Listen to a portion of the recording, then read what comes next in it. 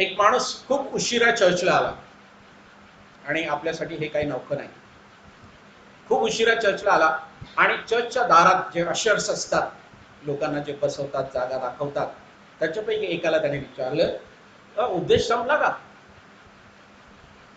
मला माहित नाही, पुष्कळशे लोक उपदेश संपल्यानंतर येतात, काही लोक उपदेश ऐकायला येतात. त्याने विचारलं कोणत्या हेतूने माहित नाही, उपदेश संपला का? तो म्हणे हा, उपदेश सांगून झाला, पण अंमलात अजून आला नाही. बाळक साहेबांनी उपदेश केलेला आहे, पण तो अंमलात काही आला नाही. आणि किती खरी गोष्ट त्यांनी सांगितलेली आहे की दर रविवारी उपदेश होतो, संदेश सांगण्यात येतो, पण त्याची अंमलबजावणी कधी होते, व्हायला हवी, पण कधी होते, हा फार मोठा प्रश्न इंट्रोस्पेक्शनसाठी, आत्मपरीक्षणासाठी आज आहे आपल्यासाठी. वास्तविक दोन प्रकारचे या उपदेशाच्या संदर्भात दोन प्रकारचे ख्रिस्ती लोक असतात. एक जे देवाचं वचन केवळ ऐकतात आणि चर्च मधून बाहेर जातात आणि ठीक आहे, संपलं सर्व. दुसरे लोक देवाचं वचन ऐकतात, पण जे देवाचं वचन ऐकलेलं आहे त्यावर मनन करतात आणि त्याप्रमाणे वागण्याचा प्रयत्न करतात, वचनाप्रमाणे वागतात आणि केवळ वचन ऐकतात. अशा दोन प्रकारच्या लोकांमध्ये विभागणी आपण करू शकतो. फार रफ आहे विभागणी, पण ही सत्य परिस्थिती आहे. वास्तविक आपण नेहमीच देवाचं वचन वाचतो, नेहमीच देवाचं वचन आपल्या कानावर पडते, पण आपण हे देवाचं वचन कसल्या प्रकारे स्वीकारतो, आपला प्रतिसाद देवाच्या वचनाला कोणता आहे, ही फार महत्वाची बाब आहे. ऐकल्यानंतर निर्णय प्रकारचे प्रतिसाद, निर्णय प्रकारचा रिस्पॉन्स देवाच्या वचनाला मिळतो. पुष्कळदा आपल्याला संदेश खूप एन्जॉयबल वाटतो आणि पुष्कळदा लोक म्हणतात, पाळेसाहेब तुमचा संदेश खूप चांगला होता. पाळेसाहेबांना पण बरं वाटतं, बापरे माझा संदेश चांगला होता, आवडलं त्यांना. पुष्कळ लोकांना संदेशातले फक्त इलस्ट्रेशन्स आवडतात आणि आठवतात, आणि इलस्ट्रेशन चांगली महत्वाची बाब आहे, पण तेच त्यांना आठवतं, पण जो कोर उद्देशाचा जो कोर मेसेज आहे त्याच्याकडे पुष्कळदा इलस्ट्रेशनच्या मुळे दुर्लक्ष होतं. वेगवेगळ्या प्रकारचे टेम्पटेशन्स आपल्याला येतात उपदेश ऐकत असताना, देवाचं वचन ऐकत असताना, आणि हे टेम्पटेशन्स अशा विचित्र प्रकारचे असतात की कधी कधी आपण उपदेशकाकडे, बाळक साहेबांकडे एका तुलनात्मक नजरेने बघत असतो की यांनी मागच्या रविवारी उपदेश केला तर तो बरा होता, किंवा मग दुसरे ते अमुक पाळ काय उपदेश जोरदार करतात आणि हा जो ऐकत तो गेला का. तर हे जसं तुलनात्मक रीतीने सुद्धा पुष्कळ आपण उपदेशाकडे बघत असतो. पुष्कळदा आपल्याला उपदेश ऐकत असताना आपण बाळक लोकांचे हावभाव बघतो, त्यांनी जो विषय आहे तो व्यवस्थित डेव्हलप केला की नाही, पवित्र शास्त्राला धरून बोललेत की पवित्र शास्त्राच्या बाहेर बोललेले आहेत, त्यांनी नीटशी भाषाशैली वापरली की नाही आहे, या अशा गोष्टीच्या याला आपण स्क्रीनिंग म्हणतो ते होतात. आणि माझं असं होतं, पुष्कळदा होतं माझं असं, की जेव्हा मी चर्चमध्ये बसतो आणि दुसरे लोक उपदेश करत असतात तर माझ्या डोक्यामध्ये ते सर्व चक्र सहजरित्या चालू असतात, कारण सेमिनरीमध्ये असताना उपदेश कसा करायचा वगैरे वगैरे ह्या सर्व गोष्टी शिकलेलो असतो होमिलेटिक्समध्ये. आणि मग तो बरोबर बोलला की ह्या सर्व गोष्टी न कळत चालू राहतात आणि त्यावर I had to try my level best to not to do it, but just to listen to the sermon. पण ह्या सर्व गोष्टी होतात आणि पुष्कळदा चर्चमध्ये आपण बसल्यानंतर आपलं दुर्लक्ष होतं. निर्णय लोक असतात, उशिरा पासाक येणारे असतात, लोकांच्या हालचाली असतात, आणि म्हणून देवाचं वचन आपल्याकडे येत असताना त्या देवाच्या वचनाला योग्य प्रतिसाद देण्यासाठी आपल्याला बरेचसे अडचणी येतात आणि खूप कठीण जातं. पण संदेश हा एक करवणुकीचं साधन नाहीये. संदेश हा देवाच्या वचनावर आधारभूत असतो. संदेश हे देवाचं वचन असतं, आणि जरीही संदेश वाहकाची तरा या सर्व गोष्टी फार आपल्या अपेक्षेप्रमाणे जरी नसल्या तरी एक गोष्ट मात्र महत्वाची, की त्याच्या संदेशाच्या 20 मिनिटाच्या, अर्ध्या तासाच्या, 1 तासाच्या संदेशामध्ये किमान काहीतरी देवाची वचनं त्यांच्या तोंडून निघाली असतील ना, ते महत्वाचं आहे. ते देवाचं वचन आहे आणि ते देवाचं वचन स्वीकारून त्याला योग्य प्रतिसाद देणं आपलं कर्तव्य आहे. वास्तविक देवाचं वचन स्वीकारण्यासाठी, देवाच्या वचनाला योग्य प्रतिसाद देण्यासाठी दोन महत्वाच्या गोष्टी आपण समजून घ्यायला पाहिजे. आणि पहिली गोष्ट, देवाच्या वचनाला योग्य प्रतिसाद देण्यासाठी पहिली गोष्ट, आपला देवावर विश्वास हवा आहे. आपण देवाचं वचन वाचत आहोत यावर आपला विश्वास पाहिजे. जी आदर बुद्धी आपल्याला हवी आहे देवाच्या विषयी, ती आपल्याला हवी आहे. आणि देव पवित्र शास्त्रामध्ये सांगितल्याप्रमाणे आपल्याला प्रगट झालेला आहे. तो या सृष्टीचा निर्माण करता आहे.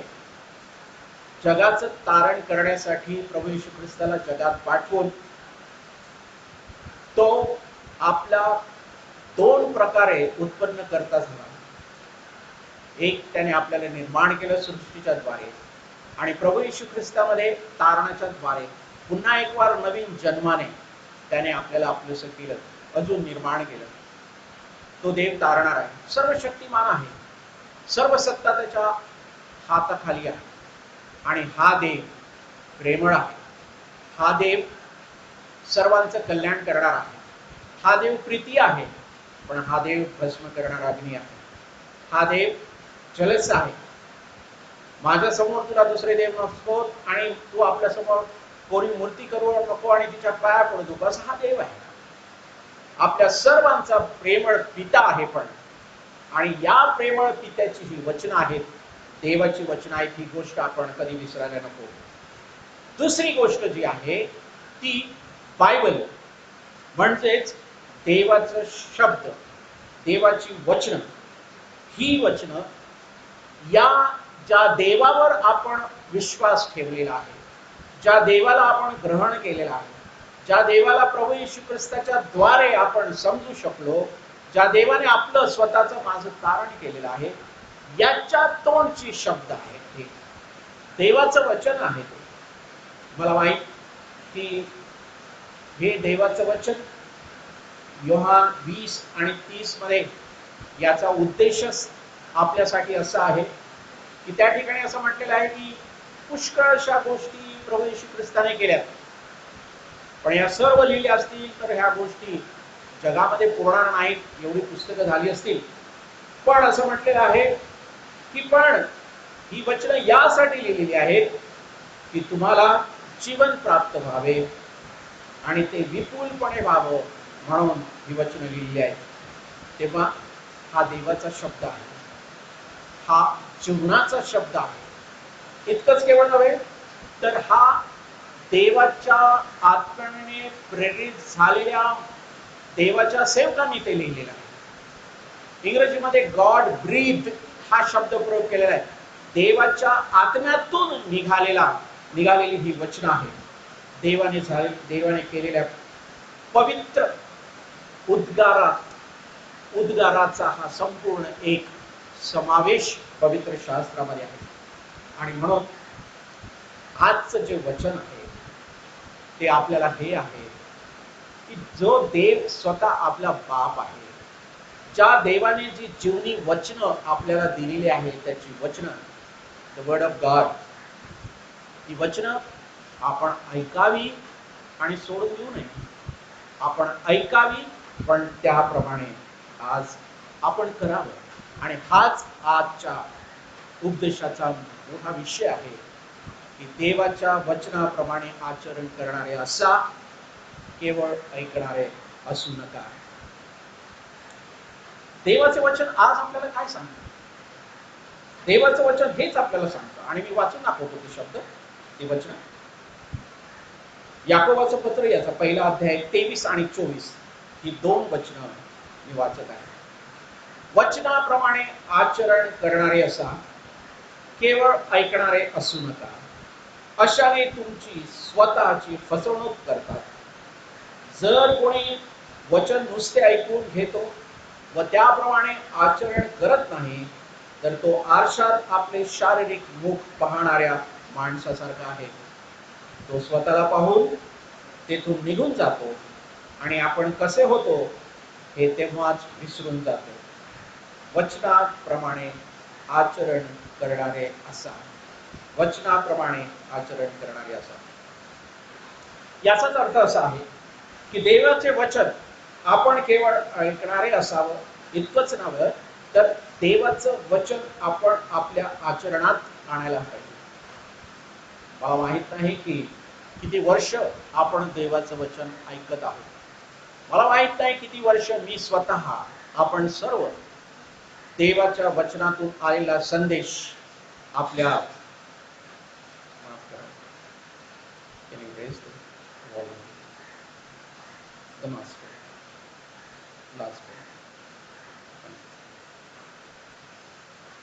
आणि इतके वर्ष आपण देवाचा संदेश ऐकल्यानंतर आपण देवाच्या वचनाला, या संदेशाला कोणता प्रतिसाद दिला?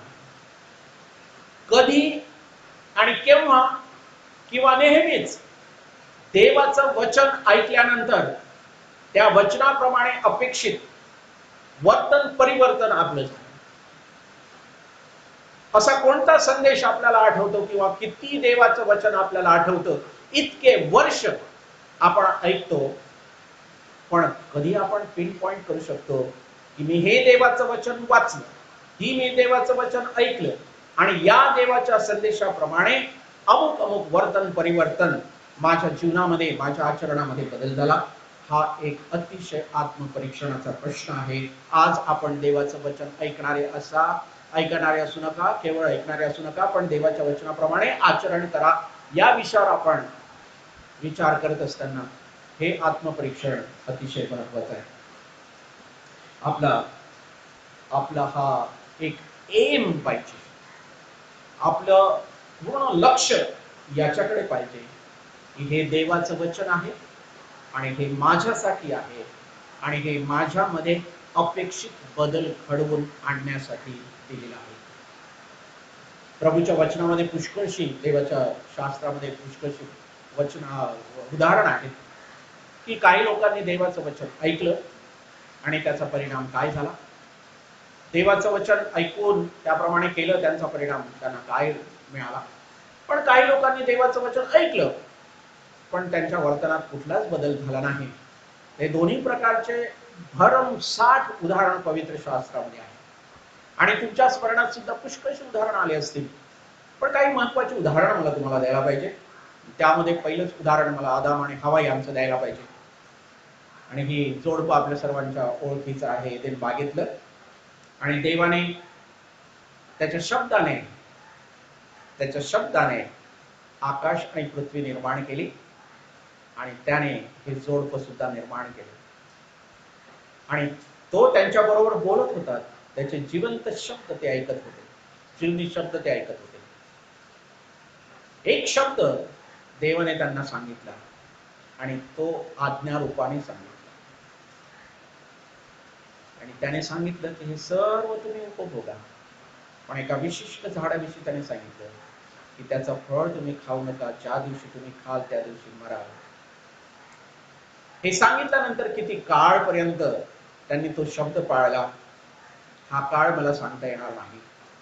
पण जो काही काळ होता त्या काळापर्यंत त्यांनी देवाचा शब्द पाळला, जोपर्यंत मोहाचा शिरकाव त्यांच्या जीवनामध्ये झाला नाही आणि देवाचा शब्द त्यांनी नाही पाळला. त्याचा परिणाम आपल्याला माहित आहे. तो आदाम आणि हवा यांना भोगावा लागला.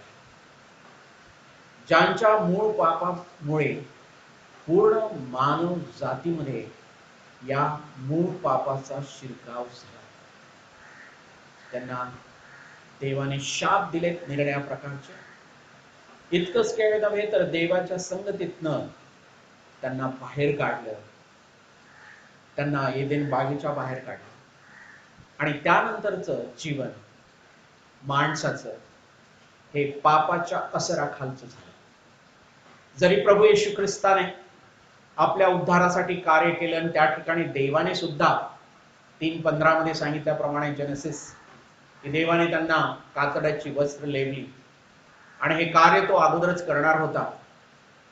प्रभू येशू ख्रिस्ताच्या मरणातून आपल्याला जिवंत करून जीवन देण्याचं कार्य तेव्हापासून सुरू झालं आणि वधस्तंभावर ते पूर्ण झालं जेव्हा प्रभूने म्हटलं पूर्ण झालं. पण हे उदाहरण आहे की देवाचा शब्द, देवाचं वचन त्यांनी ऐकलं, काही काळ कदाचित पाळले असेल, पण त्यांनी शेवटी आज्ञाबद्ध केलं. पण काही चांगली उदाहरणं पवित्र शास्त्रामध्ये आहेत आणि ती सुद्धा मला तुम्हाला द्यायला पाहिजे. तुम्हाला माहित आहे की योशिया राजा हा खूप लहान असताना, मला स्वतः 8 वर्षाचा असताना, मी थोडंसं विसर पडला मला, you can check me correct me later on, तो आपल्या वडिलांच्या गादीवर बसला आणि त्याने रेफॉर्मेशन सुरू केलं आणि त्याने सर्व क्लिनिंग केलं मंदिराचं वगैरे आणि त्यांना देवाच्या वचनाचा ग्रंथ सापडला असं म्हटलेलं आहे. आणि जेव्हा तो सापडला आणि जेव्हा तो राजाला वाचवून देण्यात आला तेव्हा असं म्हटलेलं आहे की योशियाने आपले कपडे फाडले, कारण त्यामध्ये दिलेलं होतं की ते कुठल्या प्रकारच्या पापामध्ये पडले, त्यांच्या वडिलांनी आणि पूर्वजांनी कोणत्या प्रकारचे पाप केले, कसे ते इतर दैवताच्या नादी लागलेत, खऱ्या देवापासून कसे ते बहकलेत, या सर्व गोष्टीविषयी जेव्हा या राजाने ऐकलं तेव्हा त्याने पश्चाताप केला, त्याने आपले कपडे फाडले आणि या पवित्र वचनाचं वाचन करण्यासाठी त्यांनी एक योजना केली. एका विशिष्ट व्यासपीठावरती व्यवस्थित सर्वांना ऐकायला येईल अशा रीतीने देवाचं वचन ऐकवण्यात आलं आणि त्याचा असर सर्व लोकांवरती झाला. देवाचं वचन त्यांनी ऐकलं, ते स्वीकारलं आणि आपण चुकलो म्हणून कबूल केलं आणि देवाबरोबर त्यांनी परत करार केला, चांगलं राहण्याचा करार केला. हे खूप चांगलं उदाहरण आहे योशियाचं आणि त्या काळात तत्कालीन लोकांचं. दुसरं एक उदाहरण अजून आपल्या समोर मला द्यायला पाहिजे. जेव्हा पॉल आणि सायलेस यांना जेलमध्ये टाकण्यात आलं तेव्हा तुम्हाला माहित आहे की चमत्कार झाला, जेलची दारं उघडली, त्यांच्या बेड्या सुटल्यात, बरेचसे लोक जे बंदिवान होते ते बाहेर जाण्याच्या मार्गावर होते, पण हे दोघं मात्र तिथंच होते. आणि हा जो जेलर होता तो आत्महत्या करणार होता की त्याला वाटलं की हे सर्व निघून गेलेले आहेत, पण कोणी निघून गेला नाही. तो आला त्यांच्याकडे आणि त्याने ह्यांचं वर्तन बघून त्याने त्यांना विचारलं की माझं तारण व्हावं म्हणून मी काय करू. हे देवाचं वचन ऐकून, त्याचं वचन त्यांच्या वर्तनाच्या द्वारे सुद्धा ऐकून आणि त्यांनी वचन सांगितले होते म्हणून त्यांना जेलमध्ये टाकलेलं होतं हे पण त्याला माहित असून त्याने विचारलं की तारण व्हावं म्हणून मी काय करावं. आणि या दोघांनी सांगितलं प्रभू येशू ख्रिस्तावर विश्वास ठेव म्हणजे तुझा आणि तुझ्या घराण्याचं तारण होईल, आणि त्या सर्व लोकांना बाप्तिस्मा देण्यात आला. हा देवाच्या वचनाचा असर आणि रिस्पॉन्स. आणि हा एक छोटासा रिस्पॉन्स मला खूप आवडतो. शमूएल लहान असताना देवाची सेवा करण्यासाठी तो मंदिरात राहत होता, कारण त्याच्या आईने तसं अभिवचन दिलं होतं. आणि जेव्हा त्याला हाक मारण्यात आली, शमूएला शमूएला, दुसऱ्यांदा हाक मारण्यात आली, तिसऱ्यांदा हाक मारण्यात आली, तेव्हा त्याने जे उत्तर दिलं ते एलीला विचारून दिले. एलीने सांगितलं की तिसऱ्यांदा जेव्हा देव तुला हाक मारेल तेव्हा असं म्हण, प्रभू बोल, प्रभू तुझा दास ऐकत आहे. आणि देवाचं वचन ऐकण्यासाठी आतुरतेच्या आत्म्याने त्याने म्हटलं, speak for your servant is listening. देवा बोल, प्रभू तुझा दास ऐकत आहे. आणि देवाचं वचन ऐकत असताना, देवाचं वचन आपल्याकडे येत असताना आपण असं म्हणायला नको, हो हो हो सांगा सांगा, सर्व लोक तुमचं ऐकत आहे, इतर लोकांसाठी हा संदेश, माझ्यासाठी नाही. अमुक उदाहरण फक्त त्याला बसलेलं आहे, हे आहे वचन अमुकला बसतं नाही. बोल प्रभू तुझा दास ऐकत आहे. हा प्रतिसाद देवाच्या वचनाचा आपल्याला हवा आहे. आणि म्हणून देवाचं वचन परत परत आपल्याला सांगतं की ख्रिस्ती या नात्याने आपलं कर्तव्य आहे. कारण याकोबाचं पत्र हे ख्रिस्तीतर लोकांना लिहिण्यात आलं नाही, चर्चला जाणाऱ्या विश्वासणाऱ्या लोकांना, ख्रिस्ती लोकांना लिहिण्यात आलेलं आहे. आणि त्याने हे प्रॅक्टिकल टीचिंग दिलेलं आहे की आपला विश्वास याला हा ऍक्शन मध्ये आणायला पाहिजे. देवाचं वचन, जो विश्वास आपण ग्रहण केलेला आहे तो आपण कृतीमध्ये, आपल्या आचरणामध्ये आणायला हवा. केवळ उद्देश चांगला होता, वचन फार सुंदर आहे, खूप चांगलं रीतीने सांगितलं, इथपर्यंत थांबून काय फायदा नाही. पण ते वचन ग्रहण करून, त्या वचनाचा स्वीकार करून, त्या वचनाप्रमाणे वर्तनात परिवर्तन घडून आणण्यासाठी प्रभूला आपण सबमिट करायला पाहिजे. चर्चला जाणारे ख्रिस्ती लोक पुष्कळसे आहेत, चर्चमध्ये बसून संदेश ऐकणारे पुष्कळ लोक आहेत. आज सुद्धा आपण देवाचा संदेश ऐकत आहोत, पण पुष्कळदा काही अडचणी आपल्यामध्ये आणि देवाच्या वचनामध्ये येतात. एक अडचण याकोबाने सांगितली, जी आडकाठी होती. यहुदी लोक, जे ख्रिस्ती यहुदी लोक होते तत्कालीन, त्यांनी बाप्तिस्मा घेतला होता, देवावर त्याचा विश्वास होता, सर्व काही व्यवस्थित होतं. पण ते लोक काय करत होते, त्यांच्या ज्या रूढी होत्या त्या रूढी त्यांच्या विश्वासाच्या आड येत असत. त्यांना एक प्रकारचा गर्व होता, स्वाभिमान होता, अभिमान होता की आम्ही यहुदी आहोत, आमची लेगसी मस्त आहे, खूप चांगली आहे, जरा उच्च वर्णीय आहे, आम्ही आमच्या ज्या रीतिभाती आहेत त्या खूप चांगल्या आहेत. आणि पुष्कळदा ही एक घोर चूक आपल्याकडून सुद्धा होते. आमचं चर्च अमुक अमुक साली स्थापन झालेलं आहे, आमच्या चर्चमध्ये असे पाळक होऊन गेलेत, आपली लेगसी. अरे हो, सर्व गोष्टी आहेत, पण आता काय, आताची स्थिती काय आहे, आताची लेगसी तुमची काय आहे, ही आत्मपरीक्षणाची बाब आहे. आणि म्हणून या यहुदी लोकांना सरळ सरळ उपदेश करण्यासाठी की हे तुम्ही ठीक आहे, यहुदी आहात, सर्व काही आहे, पण देवाच्या वचनाचं आचरण करणारे असं. जर तुम्ही देवाच्या वचनाचं आचरण करत नाही त्याप्रमाणे, तर आपण यहुदी लोकांसारखं होतो की ज्याच्याविषयी प्रभू येशू ख्रिस्ताने असं म्हटलं की ओठाने माझी स्तुती करतात, पण यांची अंतःकरण माझ्यापासून फार दूर आहे. आणि किती उद्बोधक आहे. आपण सर्वजण चर्चमध्ये जातो, आपण गीत गातो, पवित्र शास्त्र वाचतो, एकमेकांना भेटतो, आनंद, सर्व गोष्टी आपण करतो, पण आपलं अंतःकरण कुठं असतं? आणि म्हणून देवाचं वचन ऐकत असताना ही प्रक्रिया आपल्यामध्ये व्हायला पाहिजे. Head, heart, hands. Head, heart, hands. देवाचं वचन आपण व्यवस्थित ऐकावं, समजावं, ते पेनेट्रेट व्हावं आपल्या अंतःकरणामध्ये, आणि आपल्या अंतःकरणातून आपल्या आचरणामध्ये ते उतरावं.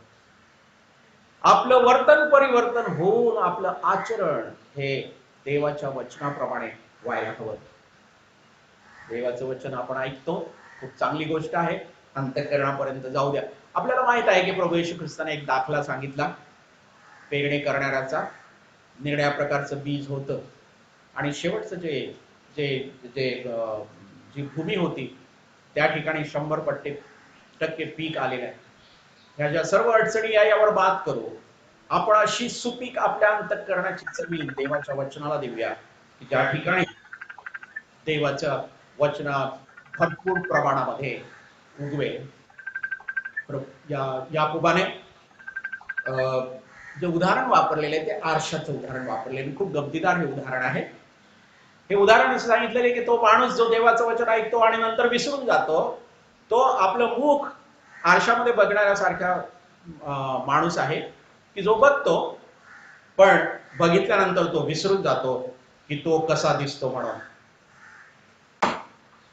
हा आरसा आहे आपल्याकडं, आणि आपण आरशामध्ये बघतो आपलं मुख. मी पण सकाळी बघितलं कसा दिसतो की नाही, व्यवस्थित, छान, आणि मी जातो. पण त्याच्याविषयी असं म्हटलेलं आहे, जो ऐकतो पण विसरून जातो, तो आरशामध्ये स्वतःला बघितलेल्या प्रतिमा बघितलेल्या सारखा आहे, आणि तो बघतो आणि नंतर तो विसरून जातो. जर असं आपण करतो तर याकोबाने म्हटलं की तो आरशाची फसगत नाही करत, पण तो स्वतःची फसगत करतो. अंतःकरणाचं दर्पण हे देवाच्या वचनामध्ये बघितल्यावर दिसतं, जसं आरशामध्ये आपलं स्वरूप दिसतं. आणि हे आरशामध्ये आपलं दर्पण इतकं स्पष्ट दिसतं कारण प्रभूच्या वचनाविषयी इब्री लोकांच्या पत्रात 12व्या अध्यायामध्ये असं म्हटलेलं आहे की प्रभूचं वचन हे दुधारी तलवारीपेक्षा सुद्धा तीक्ष्ण आहे, सांध्या मज्ज यांना भेदून जाणार आहे, ते हृदयाचा ठाव घेणार आहे. हृदय सर्वात कपटी जरी असलं तरी त्याचा भेद कोणाला कळत नसला तरी त्याचा भेद देवाच्या वचनाला कळतो. आणि ते दर्पण असं वर येतं. आणि पुष्कळ लोकांना उद्देश ऐकायला आवडत नाही कारण देवाचं वचन त्यांना पूर्ण स्कॅन करतं. आपल्या जे दोष आहेत ते देवाच्या वचनाच्या मुळे असे सरफेस वर येतात आणि म्हणून देवाचं वचन ऐकायला आवडत नाही, देवाचा उद्देश ऐकायला आवडत नाही कारण देवाचं वचन सत्यता आपल्या सत्य परिस्थितीची कल्पना आपल्याला देते. आपण पापी आहोत कारण सर्वांनी पाप केलं आहे, देवाच्या गौरवाला ते अंतरलेलं आहे. नीतिमान एकही नाही, कोणी नाही, धार्मिक एकही नाही, कोणी नाही. आणि म्हणूनच आपल्यासाठी देवाचं वचन आहे की यासाठी की ही सर्व प्रकारच्या धार्मिकता अशुद्धता देवाच्या वचनाच्या द्वारे निघून जावी. प्रभूने आपल्या शिष्याला म्हटलं की माझी वचनं तुम्ही ऐकली त्यामुळे तुम्ही शुद्ध झालाच आहात. देवाचं वचन ज्याच्याविषयी आपण म्हटलं की ते देवाच्या आत्म्याने प्रेरित झालेलं आहे, ते नीती शिक्षणासाठी सुधारणेसाठी आपल्यासाठी उपयोग आहे. त्यासाठी त्यावरून हे ऐकून त्याप्रमाणे चालून देवाचा सेवक हा तयार होतो. ख्रिस्ती जीवन जगण्यासाठी आपल्याला मदत मिळते. दोन उदाहरणं मी देतो आणि बंद करतो की आजचा आपला प्रतिसाद देवाच्या वचनाला काय असावा. आपण वचन विसरून जातो ही काही नवखी गोष्ट नाही आहे. पुष्कळदा माझ्या चर्चमध्ये मी सहज नेक्स्ट संडेला विचारतो की मागच्या रविवारी आपण कोणतं गॉस्पल वाचलं आणि त्याचं उत्तर बहुतेक पुष्कळदा येत नाही बरोबर. किंवा कदाचित मी सांगतो की बाबा पुढच्या रविवारी खूपच मी सांगतो जस त्यांना जरा सावध ठेवण्यासाठी की अमुक अमुक एक अध्याय वाचून या आणि मग पुढच्या रविवारी मी विचारतो आणि बहुतेक विसरलेले असतात सर्व लोक. देवाच्या वचनाचा विसर पडण्यात आपण पटाईत आहोत. आरशामध्ये बघून स्वतःचं रूप विसरून जाण्यात आपण पटाईत आहोत. देवाचं वचन वाचून त्यातून आपलं दर्पण जे मिळतं ते विसरून जाण्यास आपण पटाईत आहोत. म्हणून मोशेने इस्रायल लोकांना अनुवाद 6 आणि 12 मध्ये सांगितलं की तुम्ही जेव्हा कनान देशामध्ये जाल तेव्हा देवाची जी कृपा तुमच्यावर झाली त्याच्याविषयी विसरू नका.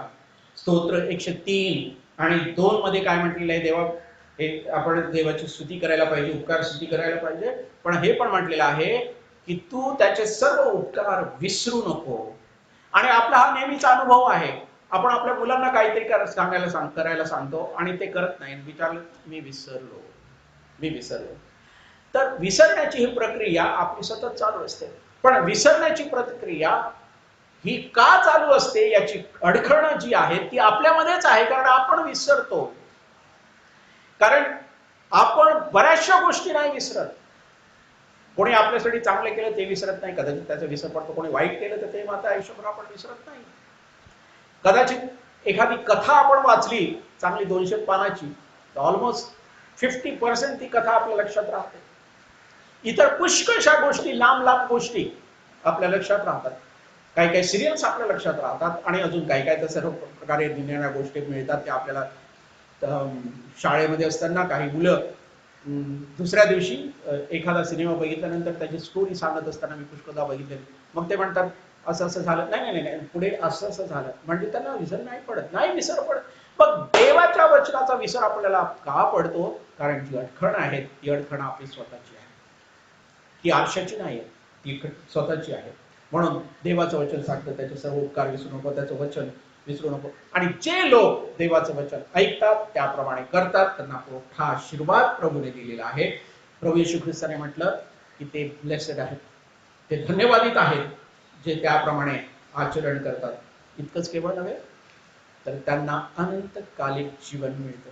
जे देवाचे वचन ऐकून वाचून त्याप्रमाणे करतात ते जीवनाच्या मार्गावर जातात, ते धन्य आहेत, त्यांचं तारण होतं. ते नीती शिक्षणामध्ये पुढे जातात, ते सद्गुणामध्ये पुढे जातात. त्यांना नेहमी कळतं की काय आहे वाईट आणि काय चांगलं आहे, आणि चांगल्याकडे प्रवृत्ती ठेवण्यासाठी देवाचं वचन प्रत्येक वेळेस ठाई ठाई त्यांना मदत करते. आणि म्हणून आज आपण जे जे निर्णय घेणार आहोत ते हे आहेत, आणि कृपा करून हे प्रश्न आपल्या निर्णयासाठी पूरक ठरतील असं कृपा करून अशा रीतीने ते स्वीकारा. आपला निर्णय इतके वर्ष देवाचं वचन ऐकल्यानंतर मला माहित नाही की जेव्हा प्रभू आपल्याला शाब्दासकी देण्यासाठी आपण प्रभूकडे असू तेव्हा प्रभू आपल्याला काय म्हणेल, भल्या आणि विश्वासू दासा, तू थोडक्या विषयी विश्वासू राहिला, आपल्या धनाचं सुख भोगायला. भल्या आणि विश्वासू माणसा, माझ्या मुला, माझ्या मुली, माझ्या लेकरा, जी वचनं मी तुला सांगितली त्या बाबतीत तू विश्वासू राहिला, स्वर्गाचं सुख भोगण्यासाठी ये. पहिली गोष्ट, आपण आज आज आणि प्रत्येक वेळेस देवाचं वचन मला काय सांगत आहे यावर मनन करायचं. देवाच्या वचनाचा अर्थ मला जे सांगत आहे त्याचा काय माझ्यासाठी आहे याच्यावर मनन करायचं. हे देवाचं वचन, आजचं शास्त्र पाठ, आजची वचनं ही जी मी ऐकलेली आहे, माझ्याकडे आलेली आहे, ती माझ्या जीवनाला मी कशी लागू करणार, हाऊ टू अप्लाय, मी कशी लागू करणार, आणि माझ्या जीवनामध्ये जे वर्तन परिवर्तन घडायचं अपेक्षित आहे ते मी कसं करणार, यासाठी मी प्रार्थना करणार. देवाच्या आत्म्याची प्रबळ शक्ती मला मिळावी म्हणून मी प्रार्थना करणार, आणि आरशात पाहून मी विसरणार नाही, पण ती वचनं स्मरणात ठेवणार. आणि ज्या वचनाच्या द्वारे प्रभूने मला आज आशीर्वादित केलेलं आहे ते वचन मी पाठ करून माझ्या आयुष्यभर त्या वचनावर मनन करणार.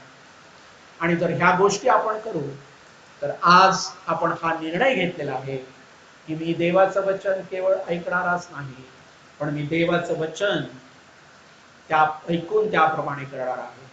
मी वाळूवर घर बांधलेल्या माणसासारखा नाहीये, पण मी त्या माणसासारखा आहे की ज्याने आपले घर रॉक वरती बांधलं, ज्याने आपलं घर खडकावर बांधलं, आणि सर्व परिस्थितीत तो विश्वासात आपल्या जीवनात स्थिर राहिला.